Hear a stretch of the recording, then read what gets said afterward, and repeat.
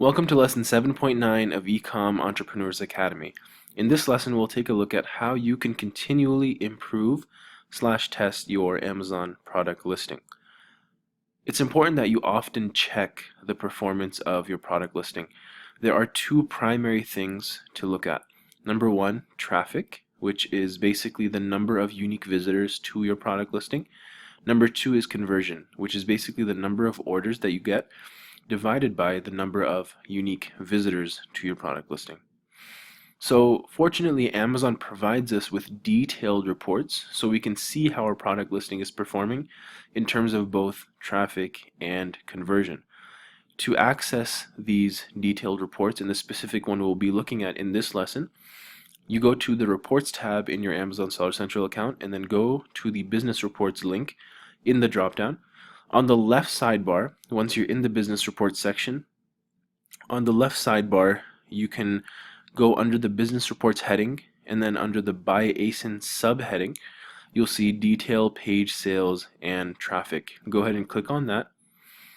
And once you click on that, you should see a chart that looks something like this. Here we're going to look at how you can determine, or what exactly tells you what your traffic is and what tells you what your conversion is. So your traffic is basically your number of sessions.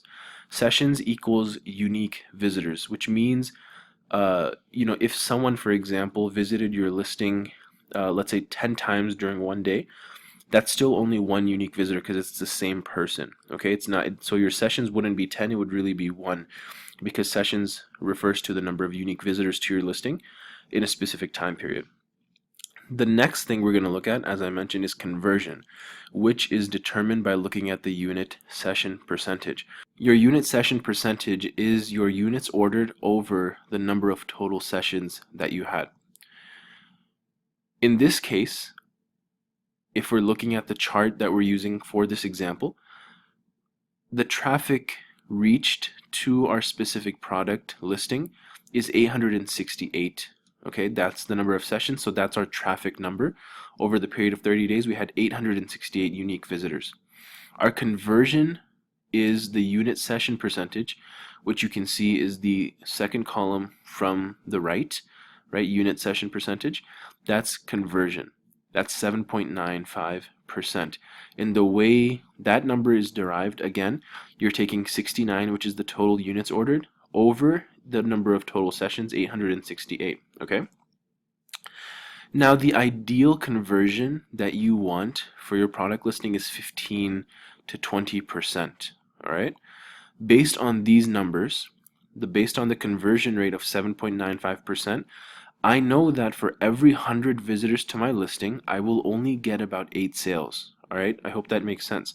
So at the conversion rate of 7.95%, I know that for every 100 visitors to my listing, I will only get about 8 sales, because the conversion rate over a specific period of time, like 30 days, gives us a predictable amount or predictable number that if we scaled upward, if we were to get 100 visitors, for every 100 visitors, I know that I'll get about 8 sales. Now that I know that I have a conversion problem, okay, because as I mentioned, the ideal conversion rate is 15 to 20%. That's what you should be aiming for.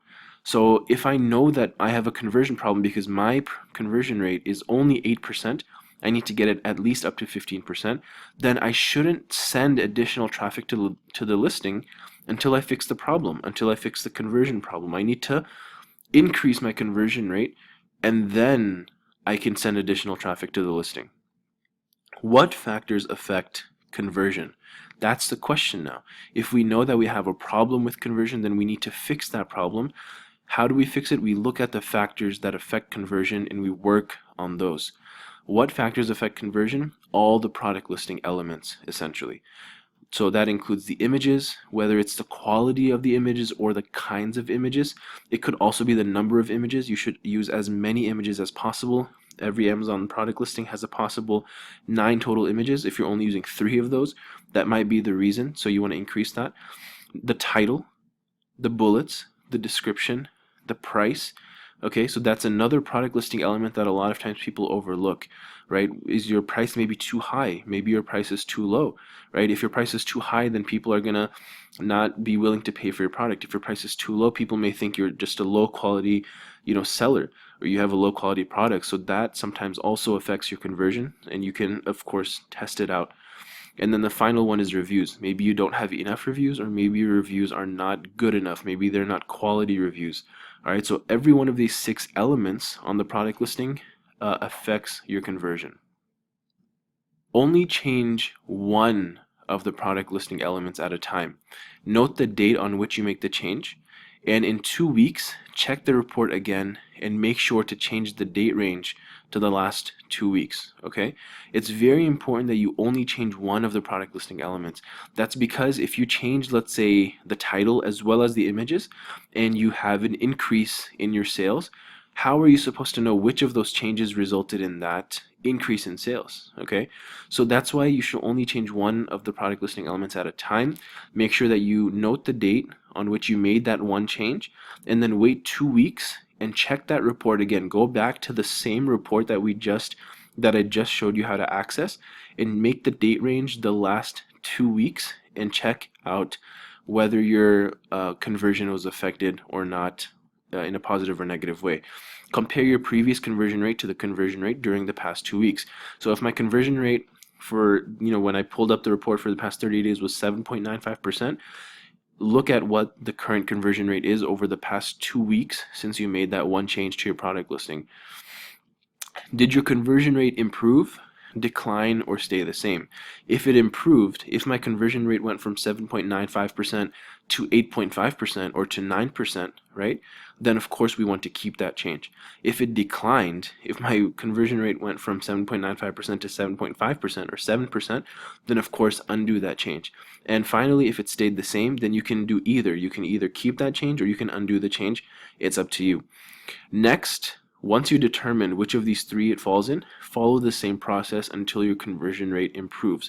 What I mean by that is once you've tested that one aspect of your product listing, then you can now test another aspect of your product listing. So if you first tested out a change in your title and it had whatever effect on your conversion rate, now you can do the same thing with your bullets or with your images or with your price, okay?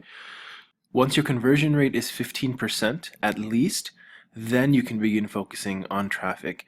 Okay, so now we're about to get into a few details about traffic, but just to remind you, the reason we look at conversion first is because if our conversion rate isn't good, meaning that if it's not at least 15%, then there's really no point, or we're not going to be making the most of the traffic that we send to our Amazon product listing. So we have to make sure that our conversion rate is at least 15% before we begin focusing on traffic. So now let's get into the topic of traffic. There are essentially 2 types of traffic with regards to our product listing. The first type of traffic is that is internal to Amazon, or it's on Amazon itself. And number 2 is traffic that comes from outside of Amazon. So let's look at traffic that is on Amazon itself, the platform. This type of traffic comes from Amazon sponsored ads. To increase traffic, this type of traffic, you can increase your daily budget, you can increase your bid per click, potentially, or you can be more strategic with your Amazon ads. So to do that, again, you can go back to lesson 7.6 and 7.7 and kind of see how best you should be using and implementing your automatic ads and your manual ads, and how you can transition from automatic to manual, and what the best strategy is. Again, testing is the best form and will enable you to get the best results, because your situation is different than my situation and from anybody else's situation, right? There are some general rules and guidelines that can be provided, but ultimately the best person to determine the best use of the ads and how to best set them up is you, because you have data. Hopefully, if you've run some automatic sponsored ads, at least you have some data to know how the ads are performing, and then you can go to manual ads. So again, you can check lesson 7.6 and lesson 7.7 to kind of review that or go over that again. So again, the traffic on Amazon primarily comes from Amazon sponsored ads, and to increase traffic you can do any one of these 3 things. traffic that comes from outside of Amazon. That's the second type of traffic, and this traffic is mainly coming from paid ads. So we're driving paid traffic to the product listing. So this could include Facebook ads, Google ads, Pinterest ads, and many more, even YouTube ads and many, many more platforms on which you can set up ads to drive traffic to your Amazon product listing. Now, just to recap everything we've covered in this semi-lengthy lesson, the most important points that you need to remember: number one, always check the performance of your product listing, and that includes two aspects, as we discussed: traffic and conversion. And we talked about how you look at conversion first before you look at traffic. Conversion represents the effectiveness of your product listing elements, and we talked about what elements to look at and what that includes. Always look at conversion first. Once conversion is at least 15%, then you're going to look into driving more traffic, and never change or test more than one aspect of your product listing at a time. Okay, and we talked about why: because if you change multiple things, and then let's say you see an increase in sales or your ranking or and whatnot, then you don't know which of those changes that you made, which of those multiple changes resulted in that, and that just is not the best way to test. So you only should test one aspect of your listing at a time. Give it about 1 to 2 weeks. Look at the difference that it made in your conversion, and then based on that, move on to the next change that you want to make.